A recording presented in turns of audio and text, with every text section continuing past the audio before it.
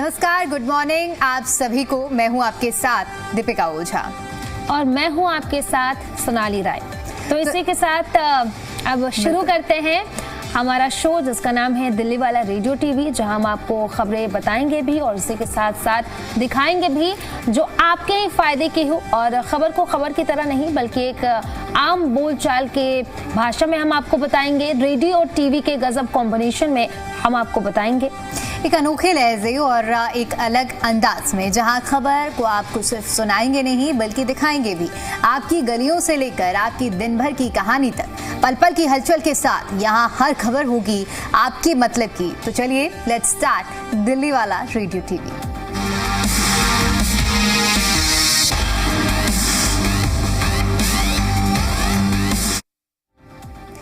तो दिल्ली वाले radio TV की शुरुआत करते हैं एक ऐसी उपलब्धि के साथ जिसने एक बार फिर से भारत को वैश्विक मंच पर गर्व महसूस कराया है।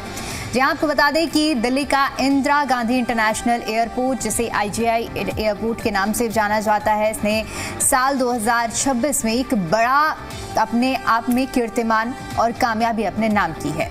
दरअसल दुनिया के सबसे प्रतिष्ठित एयरपोर्ट अवार्ड्स में से एक स्काई राक्स द्वारा दिए जाने वाले वर्ल्ड एयरपोर्ट अवार्ड्स 2026 में दिल्ली एयरपोर्ट को लगातार 8वीं बार भारत और दक्षिण एशिया का सर्वश्रेष्ठ एयरपोर्ट चुना गया है। आप जरा ये भी समझा दीजिए दीपिका कि ये उपलब्धि कितनी बड़ी है। बिल्कुल, तो देखिए ये जानना भी आपके लिए बहुत ज़रूरी है कि आपके शहर का जो एयरपोर्ट है उसे वैश्विक स्तर पर इतनी बड़ी पहचान मिली है। तो ये भी आपको बता देते हैं कि ये अवार्ड क्यों ज़रूरी हो जाता है। ये अवार्ड जूरी या फिर चुनिंदा लोगों द्वारा नहीं चुना जाता बल्कि दुनिया भर के यात्रियों के अनुभव के आधार पर तय होते हैं।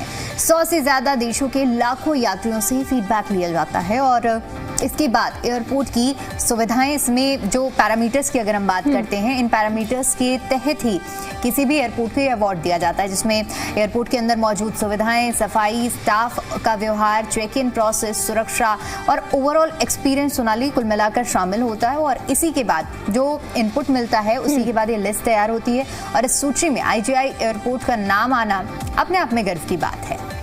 बिल्कुल दीपिका, यानी कि ये साफ है कि ये सम्मान सीधे यात्रियों की संतुष्टि का परिणाम है और ग्लोबल रैंकिंग में जबरदस्त सुधार भी देखने को मिला है। दिल्ली एयरपोर्ट ने सिर्फ क्षेत्रीय स्तर पर ही नहीं बल्कि वैश्विक रैंकिंग में भी बड़ा सुधार किया है। 2025 में इसकी रैंकिंग 32वां स्थान था इसकी रैंकिंग में, वहीं 2026 में यह स्थान जो है वो 28वां स्थान पहुंच गया। यानी कि काफ़ी ज़्यादा इसमें कहें तो स्थान में काफ़ी ज़्यादा बढ़ोतरी देखने को मिली है। यानी कि और भी अच्छा 2025 से और भी अच्छा 2026 में IGI एयरपोर्ट जो है वो हो गया है। यानी कि दुनिया के टॉप 30 एयरपोर्ट में ये शामिल है और भारत का ये एक इकलौता एयरपोर्ट है जो कि इस सूची में शामिल है। यानी कुल मिलाकर सोनाली इतना तो मान लिया जाए कि दिल्ली का जो एयरपोर्ट है IGI, वहाँ से जाने वाले लोगों को अच्छा एक्सपीरियंस मिल रहा है और साल दर साल ये जो सुविधाएं हैं ये इजाफा हो रहा है। हालांकि देखने में तो IGI एयरपोर्ट की अगर हम बात करें तो वाकई खूबसूरती के मामले में भी अपने आप में एक चर्चा का विषय रहता है। लोग वहाँ से जाते हैं तो उन मोमेंट्स को, क्योंकि दिल्ली अपने आप में देश की राजधानी है, यहाँ पर फॉरेन डेलीगेट्स भी आए, फॉरेनर्स भी आते हैं, तो वो IGI का सबसे पहले रुख करते हैं और ऐसे में अच्छा एक्सपीरियंस होना जो यात्री होते हैं वो अपने लिए बड़ी सुविधा की बात होती है। और देखिए 8वीं बार है जो इस सूची में किसी एयरपोर्ट को शामिल किया गया है। और लेकिन सबसे बड़ी बात यह है कि अगर हम पूरे देश में देखेंगे तो इतने इंटरनेशनल एयरपोर्ट्स होने पर दिल्ली के IGI एयरपोर्ट का नाम इस सूची में आना और 8वीं बार लगातार बरकरार रहना और साल दर साल जो ये रैंकिंग है उसमें बदलाव होना, इजाफा होना, अपने आप में ये बड़ी बात है। उम्मीद यही रहेगी कि अब दिल्ली एयरपोर्ट की जो सुविधाएं हैं उसी तरह से लगातार अगले सालों तक जारी रहे। एक और दिलचस्प बात है सोनाली, जरा दर्शकों को IGI एयरपोर्ट से जुड़ी हुई बता दीजिए। तो जो एयरपोर्ट सालाना 7 करोड़ से ज्यादा यात्रियों को संभालते हैं उस कैटेगरी में भी दिल्ली एयरपोर्ट ने कमाल कर दिया है। 2025 में ये रैंक 8वां था और 2026 में ये रैंक जो है वो 3रा स्थान है। यानी कि सिर्फ एक साल में टॉप 3 में IGI एयरपोर्ट की जो है एंट्री हो गई है। अन्य उपलब्धियां भी अब कम नहीं है, जो अन्य उपलब्धियां हैं वो भी जरा हमारे दर्शकों को बता दीजिए दीपिका। बिल्कुल, तो देखिए इस साल IGI एयरपोर्ट को और भी कई बड़े सम्मान मिले हैं। ये कौन कौन से सम्मान हैं ये अभी आपको बता देते हैं। भारत और दक्षिण एशिया का दूसरा सर्वश्रेष्ठ एयरपोर्ट स्टाफ इसे माना गया है। दुनिया का 7वां सर्वश्रेष्ठ ले ओवर एयरपोर्ट इसे माना गया है। इसका मतलब ये है, आसान भाषा में आपको बता देते हैं कि सिर्फ इंफ्रास्ट्रक्चर ही नहीं बल्कि यहाँ की जो सर्विस क्वालिटी है, यहाँ के जो स्टाफ का बिहेवियर है वो भी लगातार बेहतर हो रहा है। और इसीलिए ये जो लिस्ट है इसमें IGI एयरपोर्ट अपनी लगातार जगह बना रहा है। अब आपको ये भी बता देते हैं कि अगर इतनी कीर्तिमान दिल्ली एयरपोर्ट अपने नाम कर रहा है तो आखिर इसे चलाता कौन है। तो इस एयरपोर्ट को ऑपरेट करता है दिल्ली इंटरनेशनल एयरपोर्ट लिमिटेड, जिसे DIALI के नाम से भी जाना जाता है। इसके मुताबिक आपको बता दें कि पिछले कुछ सालों में एयरपोर्ट में कई बड़े बदलाव भी किए गए हैं और इन बदलावों का जो असर है वो भी देखने को मिल रहा है। चलिए अब आपको ये भी बदलाव जो किए गए हैं वो भी आपको बता देते हैं कि कैसे कैसे बदलाव किए गए हैं और इनका असर इतना सार्थक क्यों देखने को मिल रहा है। तो देखिए, अत्याधुनिक तकनीकों का यहाँ पर इस्तेमाल किया जाता है। डिजिटल सेवाओं का और भी विस्तार लगातार किया जा रहा है। इंफ्रास्ट्रक्चर को भी अपग्रेड किया जा रहा है। पर्यावरण संरक्षण और सतत विकास पर भी जोर दिया गया है। और यही कारण है कि आज दिल्ली एयरपोर्ट सिर्फ एक एयरपोर्ट नहीं है बल्कि एक ग्लोबल ट्रांजिट हब लगातार ये बनता जा रहा है। वैश्विक कनेक्टिविटी में भी अब इसकी भूमिका बहुत ज्यादा है। दिल्ली एयरपोर्ट अब एक अहम कड़ी बन चुका है। दक्षिण पूर्व एशिया को जोड़ता है, ये यूरोप से कनेक्ट करता है, उत्तरी अमेरिका तक यात्रा को आसान बनाता है। यानी कि भारत अब सिर्फ डेस्टिनेशन नहीं बल्कि एक ग्लोबल ट्रांजिट सेंटर बन रहा है। और अधिकारियों का क्या कुछ कहना है वो भी जरा हम आपको बता देते हैं। DIAL के CEO के अनुसार ये उपलब्धि सिर्फ इंफ्रास्ट्रक्चर की नहीं है बल्कि यात्रियों की है। जो कर्मचारी वहां पर काम करते हैं, दिन रात मेहनत करते हैं और साथ साझेदारी के सामूहिक प्रयास का ये नतीजा CEO की तरफ से बताया गया है। तो अगर कुल मिलाकर अगर हम बात करें दीपिका, तो दिल्ली का IGI एयरपोर्ट आज सिर्फ भारत का ही नहीं बल्कि दुनिया के बेहतरीन एयरपोर्ट्स में अपनी मजबूत पहचान बना चुका है। बिल्कुल सोनाली, क्योंकि लगातार देखिए 8 साल तक नंबर 1 रहना, ग्लोबल रैंकिंग में सुधार होना और टॉप 3 हाई ट्रैफिक एयरपोर्ट्स में अपनी जगह बनाना, ये सब दिखाता है कि भारत का जो एविएशन सेक्टर है वो कितनी तेजी से आगे बढ़ रहा है। और अगर यही रफ्तार बनी रही तो वो दिन दूर नहीं है जब दिल्ली एयरपोर्ट दुनिया की टॉप 10 में अपनी जगह बना लेगा। और देखिए सोनाली, ये जो इस बार हम लिस्ट की बात कर रहे हैं, अब क्योंकि ये तो खबर सभी इससे वाकिफ हैं कि NCR में एक और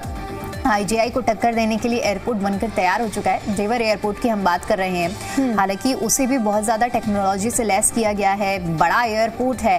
तो अब मुझे लगता है कि IGI को टक्कर देने वाला जेवर एयरपोर्ट बन सकता है, क्योंकि वहाँ पर टेक्नोलॉजी भी बहुत एडवांस यूज़ की गई है। देखने वाली बात ये होगी कि अगली रैंकिंग में क्या NCR दिल्ली के ही दोनों एयरपोर्ट के बीच में एक फाइट हमें देखने को मिल सकती है। बिल्कुल दीपिका, अब चलिए अब इसी के साथ हम खबरों में आगे बढ़ लेते हैं और आगे हम बात करेंगे सिलेंडर की, जिसको लेकर के लगातार सोशल मीडिया से लेकर के हर कोई आज के डेट में सिर्फ LPG गैस सिलेंडर की बात कर रहा है। तो देश में सिलेंडर की जमाखोरी और पैनिक बाइंग के बीच एक अच्छी खबर भी सामने आई है। पेट्रोलियम और प्राकृतिक गैस मंत्रालय ने बड़ी राहत वाली खबर दी है। देश में LPG सिलेंडरों की जमाखोरी और पैनिक खरीदारी के बीच मंत्रालय ने साफ कहा है कि किसी भी डिस्ट्रीब्यूटर के पास सिलेंडर की कमी नहीं है, सप्लाई पूरी तरह सामान्य है। मंत्रालय के मुताबिक अगर हम बात करें दीपिका, तो अब 94% बुकिंग ऑनलाइन हो रही है और डिलीवरी के लिए ऑथेंटिक कोड सिस्टम 76% तक प्रभावी हो गया है। पैनिक बुकिंग में कमी आई है और 18 मार्च को ही सिर्फ 57,000 रिफिलिंग बुकिंग हुई है। तो देखिए, क्योंकि हम यही समस्या लगातार सोनाली सुन रहे थे, दर्शकों को दिखा भी रहे थे कि ऑनलाइन बुकिंग नहीं हो पा रही है, लोगों के पास OTP नहीं पहुंच पा रहा है। तो अब देखिए पेट्रोलियम मंत्रालय की ओर से यह स्पष्ट कर दिया गया है कि किसी भी तरह की पैनिक बाइंग की जो स्थिति उसमें एक तो हो नहीं रही है, और अगर कुछ लोग अभी भी इस पैनिक बाइंग के चक्कर में पड़े हुए हैं तो उन्हें इस चक्कर में पड़ने की ज़रूरत बिल्कुल भी नहीं है, क्योंकि अब जो चीज़ें हैं वो कुछ इश्यूज़ की वजह से जो कि अब सॉर्ट आउट हो गए हैं। लोगों के पास OTP भी भी तय समय पर सही समय पर पहुंच रहे हैं, उसका एक आंकड़ा भी बताया गया है। 94% जो ऑनलाइन बुकिंग है, जो पहले भी ऑनलाइन हुआ करती थी, वो बुकिंग वैसे हो रही है। तो अब किसी भी तरह से घबराहट की आपको जरूरत नहीं है। वेस्ट एशिया के हालात पर भी मंत्रालय ने बताया है कि भारत का 70% कच्चा तेल अब हॉर्मुज स्ट्रेट से बाहर के क्षेत्रों से आ रहा है, यानी युद्ध के बावजूद कीमतों में कोई बढ़ोतरी नहीं हुई है। सरकार ने कमर्शियल उपभोक्ताओं से सीएनजी पर शिफ्ट करने की अपील की है और कई कंपनियों ने इसके लिए प्रोत्साहन भी दिया है।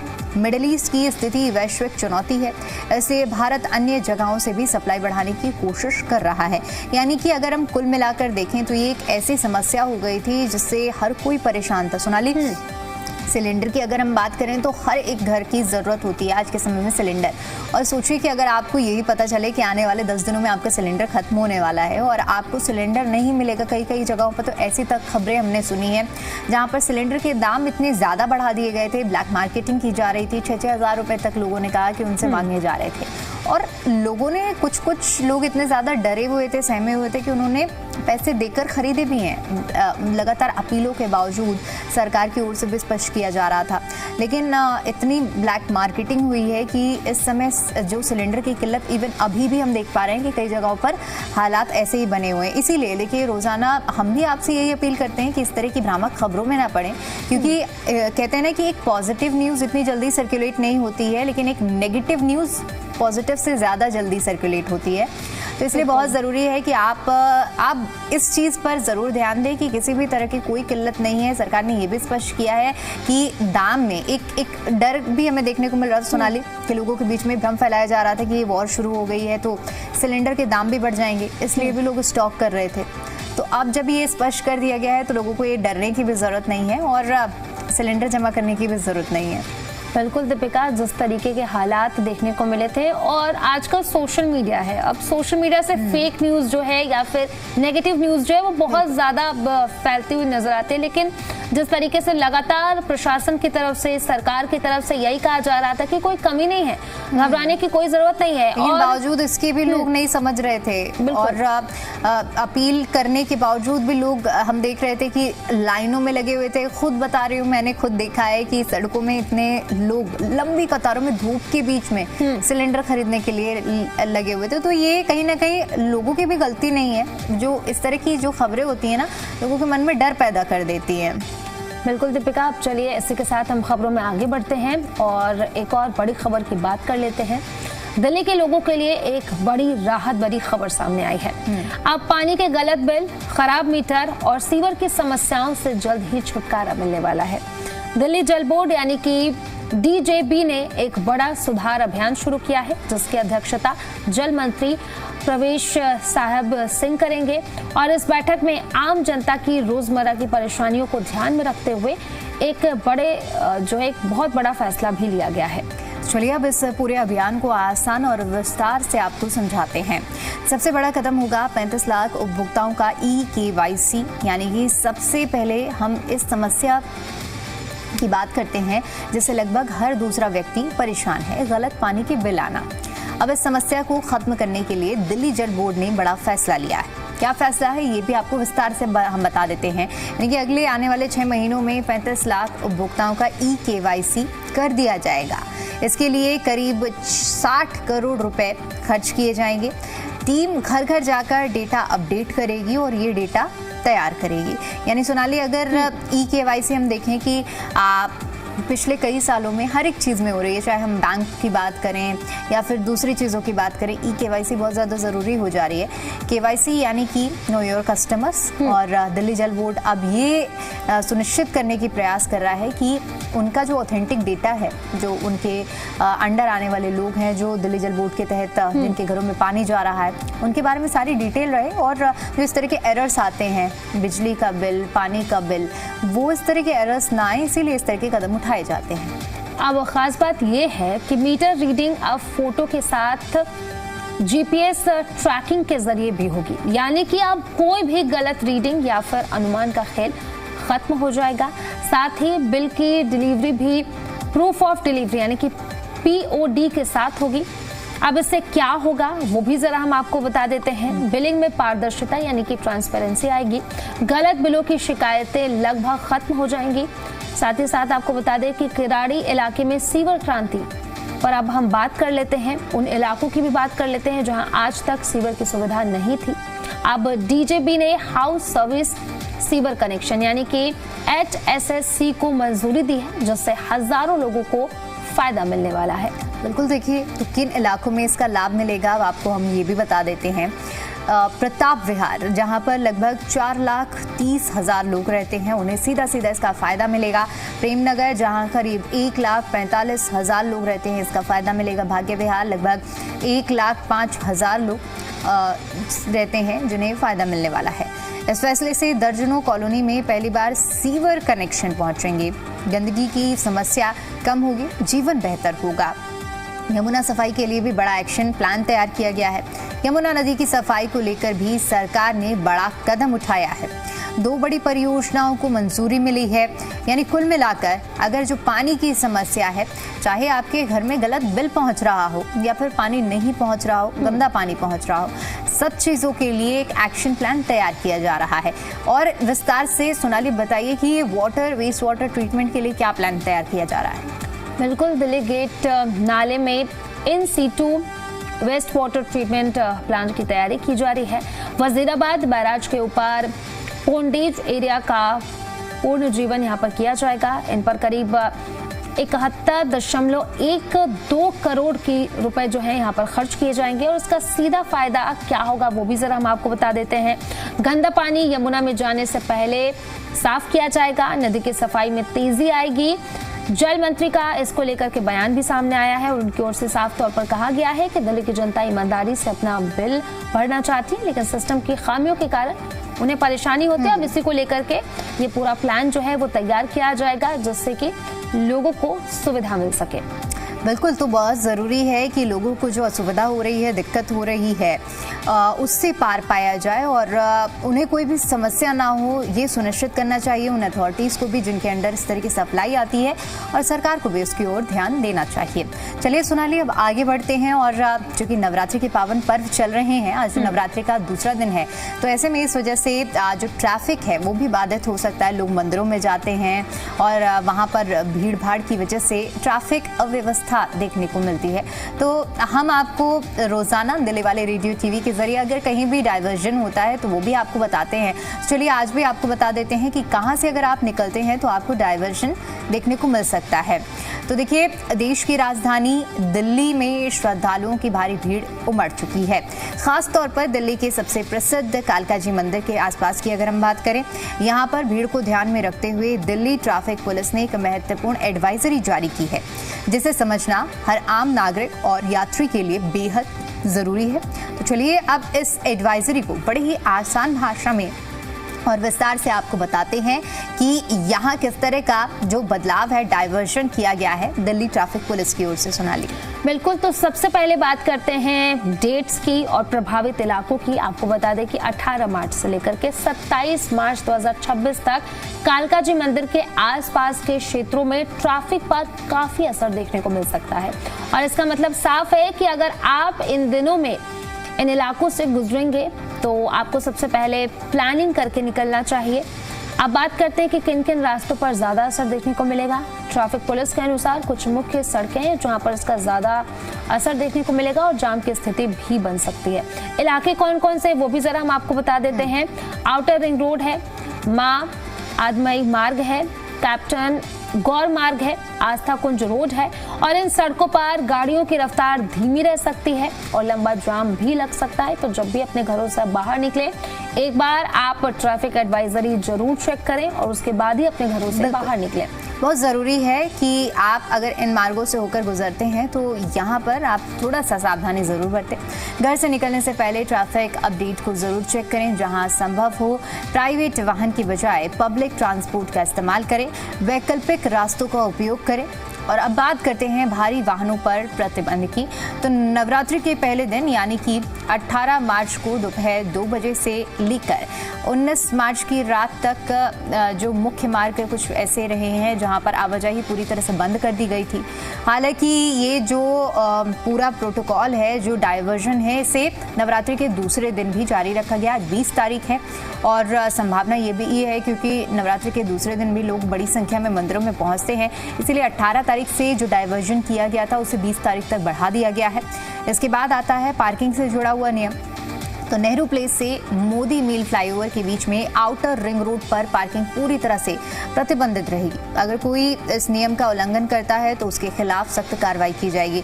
सोनाली, मैं अपना एक्सपीरियंस बता रही हूँ। लास्ट हम कहें जो अप्रैल में ये शारदीय नवरात्रि आती हैं, तो चैत्र नवरात्रि से शायद कहते हैं, तो इन नवरात्रों में मैं खुद गई थी कालका जी मंदिर में दर्शन करने के लिए। पार्किंग का जिक्र हुआ तो मेरे जहन में वो अपना एक्सपीरियंस याद आया, तो मैंने सोचा आपके साथ और अपने व्यूअर्स के साथ भी साझा कर देती हूँ। सबसे पहले तो मेरे को कालका जी मंदिर पहुंचने में ही बहुत ज़्यादा टाइम लग गया था और इसीलिए हम बता भी रहे हैं दर्शकों को कि आपके साथ ये दिक्कत ना हो। आप हमारी ये जो एडवाइजरी है ट्रैफिक पुलिस की ओर से जो जारी की गई है उसे ज़रा ध्यान से सुने। तो पहले तो मैं पहुंचने में ही मुझे वो 15 से 20 मिनट का जो रास्ता है उसमें मुझे 1.5 घंटा लगा और उसके बाद पार्किंग ढूंढने में इतनी समस्या, क्योंकि इस टाइम पे वाकई इतनी ज़्यादा भीड़ होती है कालका जी मंदिर में। तो अगर आप दर्शन करना चाहते हैं कि आप जाएं तो थोड़ा समय लेकर जाएं और ज़रूरी है कि इस एडवाइजरी को ज़रूर फॉलो करें, वरना आपको वहाँ पर पहुँचने में इतनी ज़्यादा दिक्कत का सामना करना पड़ेगा और हो सकता है जो आप उम्मीद लगाएं कि आपको दर्शन 2 से 3 घंटे में हो जाएंगे तो वो समय 4 से 5 घंटे में तब्दील हो जाए, क्योंकि सिर्फ वहाँ तक पार्किंग करने तक चुनौती नहीं है, आपको मंदिर के अंदर भी बहुत ज़्यादा भीड़ मिलने वाली है। तो माता के दर्शन इतने आसान नहीं होने वाले हैं। और बिल्कुल, और जिस तरीके से दिल्ली में बारिश देखने को मिल रही है, अब इसको लेकर के आप घर से जब भी बाहर निकलते हैं एक बार गूगल मैप का इस्तेमाल करें, क्योंकि जिस तरीके से बारिश को लेकर के अलर्ट जारी किया गया है और इसी के साथ साथ जो ट्रैफिक एडवाइजरी नवरात्र को लेकर के जारी की गई है, अब हो सकता है कि आप कहीं जाम में फंसे और लंबा ना फंस जाएं। अच्छा, क्योंकि ये तो होता ही है, लाजमी है कि बारिश अगर किसी भी सीजन में हो रही है, हम बारिश के मौसम के अलावा भी हम बात करें, जब भी बारिश होती है तो हमें देखने को मिलता है दिल्ली एनसीआर के इलाकों में जाम लगता ही लगता है। अब इस तरह की एक तो पहले से ही ट्रैफिक एडवाइजरी जारी है, ऊपर से जाम की स्थिति, मौसम पूरी तरह से दिल्ली एनसीआर में बदल चुका है। येलो अलर्ट मौसम विभाग की ओर से जारी भी किया गया है। आने वाले 2 दिनों तक बताया जा रहा है कि बारिश इसी तरह से होने वाली है। दिल्ली के चाहे हम नोएडा, गाजियाबाद और गुरुग्राम की किसी भी क्षेत्र की बात करें जहां मौसम का मिजाज सोनाली बदला हुआ नजर आने वाला है। और हम लगातार देखिए, इससे पहले भी दर्शकों तक ये जानकारी पहुंचा भी रहे थे कि मार्च के जो शुरुआती महीने में बहुत ज़्यादा हमें गर्मी का सामना करना पड़ रहा था, लेकिन अब मौसम में अचानक से बदलाव देखने को मिल रहा है और ये बदलाव ऐसा है कि कहीं ना कहीं लोगों को सुकून ज़रूर दे रहा है। इसलिए क्योंकि मार्च में किसी ने इतना ज़्यादा एक्सपेक्ट नहीं किया था कि मौसम इतना ज़्यादा गर्म हो जाएगा, लेकिन वाकई मार्च के जो 2 हफ्ते रहे हैं वो दोनों हफ्ते बहुत ज़्यादा गर्म रहे हैं और इसीलिए अब मौसम विभाग की ओर से ये स्पष्ट कर दिया गया है कि आने वाले कुछ दिन, हमें पिछले भी कुछ दिन हमें काफ़ी ज़्यादा बारिश की वजह से ठंडे नज़र आए थे, यानी गर्मी से हमें राहत मिली थी और बताया जा रहा है कि 21 मार्च तक ये मौसम इसी तरह से बरकरार रहेगा। चूँकि इसके पीछे का एक्टिव वेस्टर्न डिस्टर्बेंस रीज़न बड़ा बताया जा रहा है, जिसकी वजह से दिल्ली, एनसीआर और हरियाणा के तमाम क्षेत्रों में बारिश शुरू हो गई है। कई जगहों पर तो सोनाली ओलावृष्टि तक की तस्वीरें सामने आई थी और जो ये दिखाता है कि लोग बारिश का आनंद उठा रहे हैं और कहीं ना कहीं मौसम जो बदला है वो लोगों के लिए बहुत बड़ी राहत भी है। सोनाली, बिल्कुल। अब चलिए इसी के साथ हम खबरों में आगे बढ़ते हैं और अब हम अपने दर्शकों को वो बताते हैं, शायद वो भी इंतजार कर रहे होंगे, क्योंकि बहुत सारे हमारे ऐसे दर्शक होंगे जो जॉब ढूंढ रहे होंगे या फिर जॉब में होंगे तो वो स्विच करने का सोच रहे होंगे, इसलिए हर दिन हम अपने दर्शकों को जॉब बताते हैं। अब चलिए दीपिका, हमारे दर्शकों को जॉब की खबर भी अब बता देते हैं। आपको बता दें कि इंडियन इंस्टीट्यूट ऑफ टेक्नोलॉजी यानी कि IIT दिल्ली ने ग्रुप A नॉन टीचिंग पदों पर भर्ती निकाली है। इसमें chief security officer, medical officer और अन्य पद शामिल हैं। 45 से 50 साल तक के उम्मीदवार भी आवेदन कर सकते हैं, यानी कि जो लोग जॉब स्विच करना चाहते हैं उनके लिए भी ये बहुत अच्छी खबर है। अब ये भर्ती जो है वो सिक्योरिटी, हॉस्पिटल, करियर सर्विस और स्टेट एंड वर्कर्स कैडर के लिए निकली है। कुल मिलाकर 5 मुख्य पदों पर वैकेंसी है, जिसमें चीफ सिक्योरिटी ऑफिसर एक पद इसके लिए है, मेडिकल ऑफिसर के लिए एक पद है, वहीं मेडिकल ऑफिसर के लिए भी एक और पद है और करियर काउंसलर के लिए भी एक पद यहाँ पर है। और सुपरिटेंडेंट की बात करें तो सुपरिटेंडेंट इंजीनियर की एक पद इसमें शामिल है। तो देखिए कुछ बैकलॉग पद भी हैं और योग्यता की अगर हम बात कर लेते हैं तो अलग अलग पदों के लिए अलग अलग योग्यता है। जैसे कि चीफ सिक्योरिटी ऑफिसर के लिए आर्मी पुलिस बैकग्राउंड वाले 15 साल का अनुभव वाले उम्मीदवार आवेदन कर सकते हैं। मेडिकल ऑफिसर के लिए MBBS और 3 साल का अनुभव होना ज़रूरी है। करियर काउंसलर के लिए मास्टर्स डिग्री और 7 साल का अनुभव होना चाहिए। ऑनलाइन आवेदन इसके लिए किया जा सकता है, वो भी आपको बता देते हैं। रिक्रूट iitd.nielt.in पर 8 अप्रैल 2026 शाम 5 बजे तक आवेदन किए जा सकते हैं। अब आवेदन शुल्क की भी बात कर लेते हैं। जनरल और OBC के लिए ये 1500 रुपये रहेगा। वहीं SC ST और महिला PWD उम्मीदवारों के लिए ये जो अमाउंट है ये सोनाली हाफ हो जाएगा, यानी कि 750 रुपये हो जाएगा। बिल्कुल, आप आखिरी दिन का यानी कि आखिरी डेट का इंतजार ना करें। आखिरी डेट 8 अप्रैल है, तो 8 अप्रैल से पहले आप जाएं और इस फॉर्म को फिल कर दें।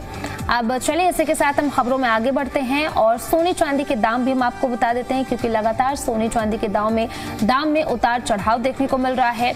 सोने के भाव की बात करें तो ये है 1,45,790 पर 10 ग्राम के हिसाब से है। चांदी की कीमत क्या है वो भी जरा हमारे दर्शकों को बता दीजिए दीपिका। 2,59,900 रुपए प्रति 1 किलो बताई जा रही है चांदी की कीमत। और देखिए सोने और चांदी के दोनों के ही दामों में आज गिरावट हमें देखने को मिली है।